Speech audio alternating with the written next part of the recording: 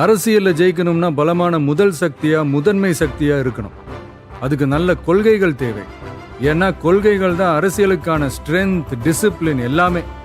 அப்படியான அரசியல் பயணத்துக்கு நாம யார துணையாவும் வழிகாட்டியாவும் எடுத்துக்கணுங்கிறதுல ஒரு நல்ல தெளிவும் புரிதலும் இருக்கணும். அந்த தெளிவோட புரிதலோட நாம தேர்ந்தெடுத்த நமது கொள்கை தலைவர்கள் தான் பகுத்தறிவு பகலவன் தந்தை பெரியார், பச்சை தமிழன் பெருந்தலைவர் காமராஜர், அண்ணல் அம்பேத்கர், ராணி வேலு நாச்சியார், மக்கள் சேவகர் அஞ்சலை அம்மாள். இவங்க 5 பேரும் எப்படி நம்ம கொள்கை தலைவர்களாக ஆனாங்க, எந்த அடிப்படையில் ஆனாங்க? ஃபர்ஸ்ட், தந்தை பெரியார். பெரியார்னாலே கடவுள் மறுப்பு கொள்கை மட்டும்தான் ஒரு சிலர் இங்க அப்படி ஒரு பிம்பத்தை கட்டமைச்சிட்டாங்க. நாங்க யாரோட கடவுள் நம்பிக்கையும் எப்பவும் உதாசனப்படுத்தவே மாட்டோம். அதே சமயத்துல எங்களுக்கும் கடவுள் நம்பிக்கை உண்டுங்கிறதையும் தெளிவா இப்பவே அறிவிக்கிறோம்.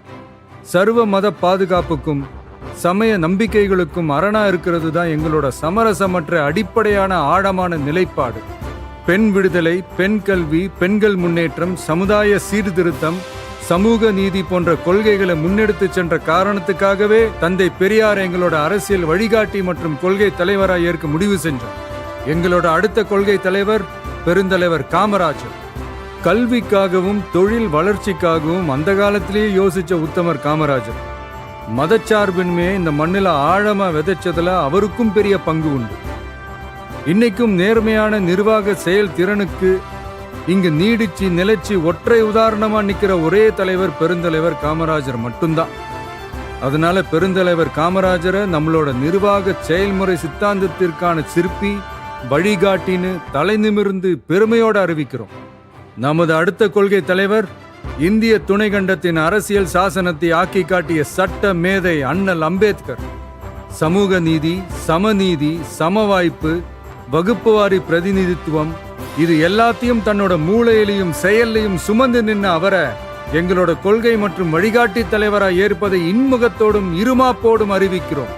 எங்களின் ஆகப்பெரும் அடுத்த வழிகாட்டி இந்த தமிழ் பெருநிலத்தின் சிவகங்கை பகுதியை கட்டியாண்ட மாபெரும் பேரரசி, பெண்ணரசி ராணி வேலு நாச்சியார்.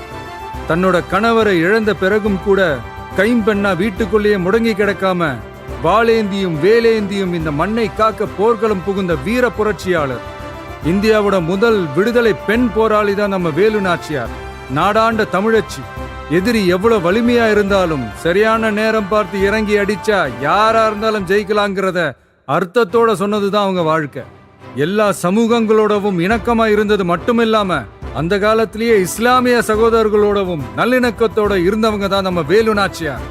முன்னேற துடிக்கிற சமூகத்துல பிறந்து இந்த மண்ணில் இருக்கிற ஒட்டுமொத்த சமுதாய முன்னேற்றத்திற்கும் சித்தமா இருந்து உழைச்ச உன்னதமான போராளியான கடலூர் மாவட்டத்தைச் சேர்ந்த அஞ்சலை அம்மாளை தான் நம்முடைய இன்னொரு வழிகாட்டியா நாம தேர்ந்தெடுத்திருக்கிறோம்.